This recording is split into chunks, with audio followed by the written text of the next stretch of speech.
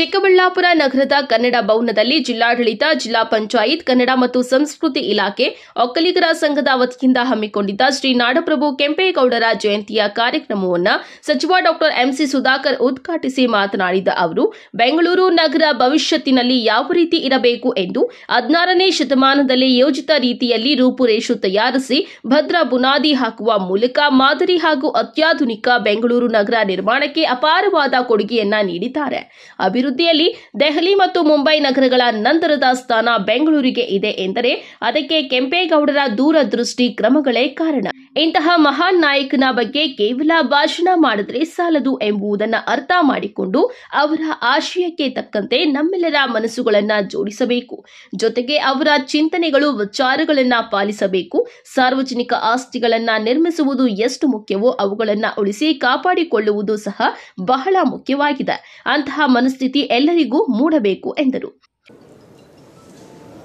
ಎಲ್ಲ ಕೆಂಪೇಗೌಡರ ಆಗಮನ ಈ ಭಾಗಕ್ಕೆ ಗಂಗರ ಬಗ್ಗೆ ಮತ್ತು ಯಾವ ರೀತಿ ಬೇರೆ ಬೇರೆ ರೀತಿಯಾಗಿ ಪ್ರತೀತಿಯಲ್ಲಿದೆ.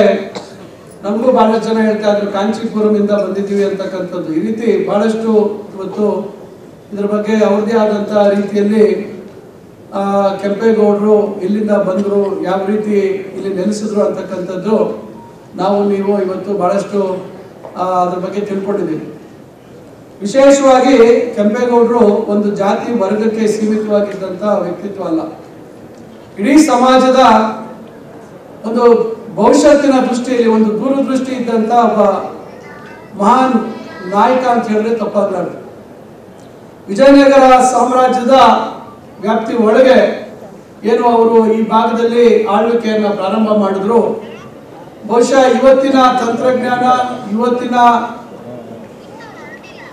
ಬೆಳವಣಿಗೆಯನ್ನು ನಾವು ನೋಡಿದಾಗ ಆರ್ಥಿಕ ಸಾಮಾಜಿಕ ಬೆಳವಣಿಗೆ, ಶೈಕ್ಷಣಿಕ ಬೆಳವಣಿಗೆ ಇವೆಲ್ಲ ಒಂದು ಕಡೆ ಆದರೆ ಮೂಲಭೂತ ಸೌಲಭ್ಯ ಯಾವ ರೀತಿ ಒಂದು ಮೂಲಭೂತ ಸೌಲಭ್ಯಗಳನ್ನ ನಾವು ಸೃಷ್ಟಿ ಮಾಡಬೇಕು, ಭವಿಷ್ಯತ್ತಿನ ದೃಷ್ಟಿಯಲ್ಲಿ ನಗರಗಳು ಯಾವ ರೀತಿ ರೂಪುಗೊಳ್ಳಬೇಕು ಅಂತಕ್ಕಂಥದ್ದು, ಈ ರೀತಿ ನಾನಾ ಕನಸುಗಳನ್ನ ಕಟ್ಕೊಂಡು ಯಾರು ಯಾವ ಕುಲ ಕಸುಬುಗಳನ್ನ ನಿರ್ವಹಿಸ್ತಾ ಇರ್ತಾರೆ ಅವ್ರದೇ ಆದಂತ ಅವ್ರಿಗೆ ಒಟ್ಟಿಗೆ ಒಂದು ಕಡೆ ವಾಸ ಮಾಡ್ತಕ್ಕಂಥ ರೀತಿಯಲ್ಲಿ ಬೀದಿಗಳನ್ನ ಸ್ಥಾಪನೆ ಮಾಡ್ತಕ್ಕಂಥದ್ದು.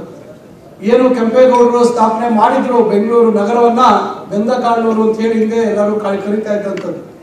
ಆ ಬೆಂದಕಾಳೂರು ಬ್ಯಾಂಗ್ಳೂರು ಅಂತ ಆಯ್ತು. ನಂತರ ಈಗ ಮತ್ತೆ ಬೆಂಗಳೂರು ಅಂತ ಮತ್ತೆ ನಾವಿದು ಕರೆಯಲ್ಪಡ್ತಾ ಇದ್ವಿ. ನೀವು ಇವಾಗ ನೋಡ್ತಾ ಇದ್ದೀವಿ ಏನು ಯಾವ ರೀತಿ.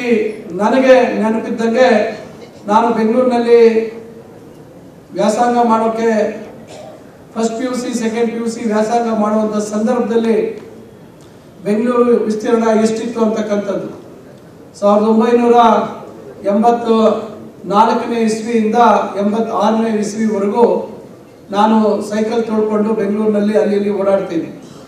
ಅವತ್ತು ಯಾವ ರೀತಿ ವಾಹನ ದಟ್ಟಣೆ ಇತ್ತು, ಇವತ್ತು ಯಾವ ರೀತಿ ವಾಹನ ದಟ್ಟಣೆ ಇದೆ, ಯಾವ ಪ್ರದೇಶಗಳು ಅವತ್ತು ಜನನಿಬಿಡ ಪ್ರದೇಶಗಳಾಗಿತ್ತು, ಹೊಸ ಬಡಾವಣೆಗಳು ನಿರ್ಮಾಣ ಆಗಿದ್ದಂಥದ್ದನ್ನ ಇವತ್ತು ಅಲ್ಲಿ ನೋಡ್ಲಿಕ್ಕೆ ಹೋದ್ರೆ ಪ್ರತ್ಯೇಕವಾಗಿ ಬೆಂಗಳೂರು ಒಂದೊಂದು ಭಾಗನೂ ಒಂದು ವಿಶೇಷತೆ ಇರ್ತಕ್ಕಂಥ ಭಾಗ. ಬಹುಶಃ ಈ ರೀತಿಯಾಗಿ ಬೆಳವಣಿಗೆ ಆಗಿರ್ತಕ್ಕಂಥದ್ದು ಯಾವುದೇ ನಗರ ಬಹುಶಃ ನಮ್ಮ ದೇಶದಲ್ಲಿ ಆ ರೀತಿ ಆಗುವಂಥದ್ದಕ್ಕೆ ದೆಹಲಿ ಮತ್ತು ಮುಂಬೈ ಹೊರತುಪಡಿಸಿದ್ರೆ ಇನ್ನ ನಂತರ ಸ್ಥಾನದಲ್ಲಿ ಬರ್ತಕ್ಕಂಥದ್ದು ಬೆಂಗಳೂರು.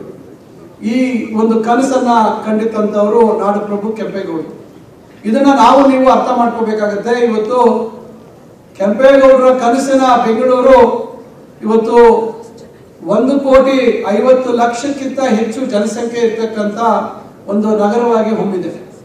ನಾವು ಬೇರೆ ಬೇರೆ ವಿದೇಶಗಳಲ್ಲಿ ಏನೇನೋ ಮೂಲಭೂತ ಸೌಲಭ್ಯಗಳನ್ನ ನೋಡ್ಲಿಕ್ಕೆ ಸಾಧ್ಯ ಇದೆ. ಬಹುಶಃ ಅದೆಲ್ಲ ಇವತ್ತು ಬೆಂಗಳೂರಿನಲ್ಲಿ ಇವತ್ತು ನೋಡುವಂಥದ್ದಕ್ಕೆ ಸಾಧ್ಯ ಆಗ್ತಾ ಇದೆ. ಇತ್ತೀಚೆಗೆ ನಾನು ಬೆಂಗಳೂರಿನಲ್ಲಿ ಯಾವುದೋ ಒಂದು ತಂಡ ಬಂದಿತ್ತು, ಏಷ್ಯನ್ ಡೆವಲಪ್ಮೆಂಟ್ ಬ್ಯಾಂಕ್ ತಂಡ ಬಂದಿತ್ತು.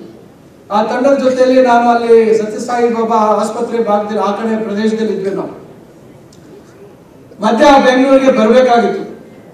ಹೇಗೆ ನಾವು ಕಾರಲ್ಲಿ ಹೊರಟ್ರೆ ಒಂದು ಕಾಲು ಗಂಟೆ ಪ್ರಯಾಣ ಆಗುತ್ತೆ ಅಂತ ಹೇಳಿ ಎದುರುಗಡೆನೆ ಮೆಟ್ರೋ ಇತ್ತು, ಮೆಟ್ರೋ ಸ್ಟೇಷನ್. ನಾವು ಅವ್ರನ್ನೆಲ್ಲ ವಿದೇಶದಿಂದ ಬೇರೆ ದೇಶಗಳಿಂದ ಬಂದಂತವ್ರು ಕೂಡ ಜೊತೆಲಿ ಕರ್ಕೊಂಡು ಮೆಟ್ರೋಲಿ ಪ್ರಯಾಣ ಮಾಡಿದ್ವಿ.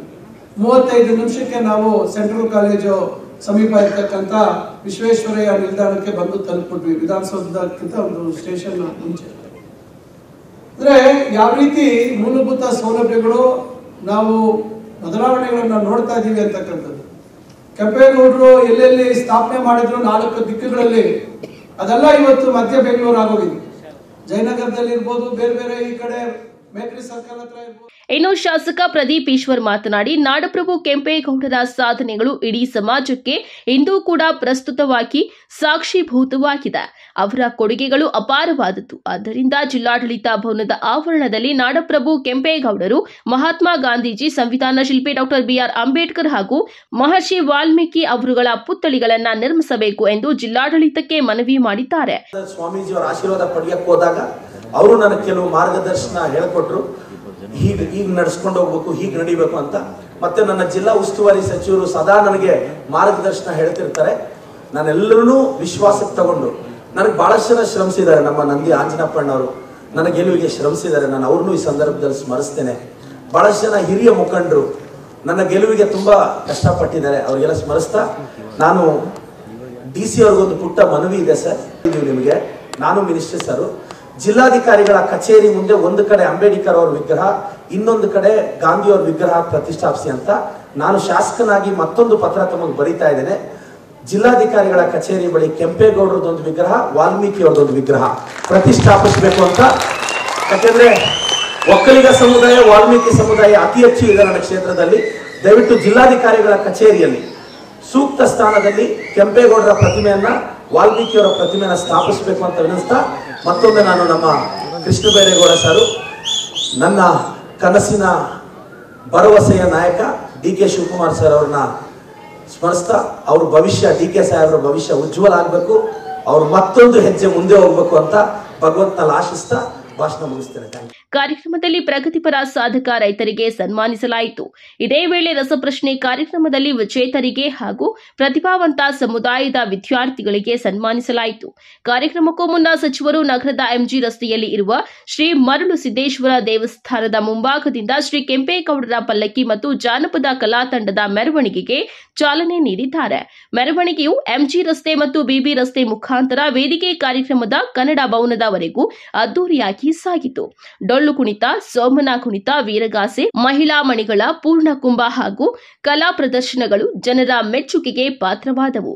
ಈ ಸಂದರ್ಭದಲ್ಲಿ ಡಾಕ್ಟರ್ HN ನರಸಿಂಹಯ್ಯ, ವಿಜ್ಞಾನ ಶೈಕ್ಷಣಿಕ ಸಾಂಸ್ಕೃತಿಕ ಮತ್ತು ಪ್ರವಾಸೋದ್ಯಮ ಅಭಿವೃದ್ಧಿ ಪ್ರಾಧಿಕಾರದ ಅಧ್ಯಕ್ಷರು NH ಶಿವಶಂಕರ ರೆಡ್ಡಿ, ಜಿಲ್ಲಾ ಗ್ಯಾರಂಟಿ ಯೋಜನೆಯ ಪ್ರಾಧಿಕಾರದ ಅಧ್ಯಕ್ಷರು ಯಲುವಹಳ್ಳಿ ಎನ್ ರಮೇಶ್, ನಗರಾಭಿವೃದ್ಧಿ ಪ್ರಾಧಿಕಾರದ ಅಧ್ಯಕ್ಷ KN ಕೇಶವರೆಡ್ಡಿ, ಜಿಲ್ಲಾಧಿಕಾರಿ PN ರವೀಂದ್ರ, CEO ನವೀನ್ ಭಟ್, ಮಾಜಿ ಶಾಸಕ KB ಬಚ್ಚೇಗೌಡ ಸೇರಿದಂತೆ ವಿವಿಧ ಇಲಾಖೆಯ ಜಿಲ್ಲಾ ಮತ್ತು ತಾಲೂಕು ಮಟ್ಟದ ಅಧಿಕಾರಿಗಳು, ವಿದ್ಯಾರ್ಥಿಗಳು ಹಾಗೂ ಸಾರ್ವಜನಿಕರು ಭಾಗವಹಿಸಿದರು.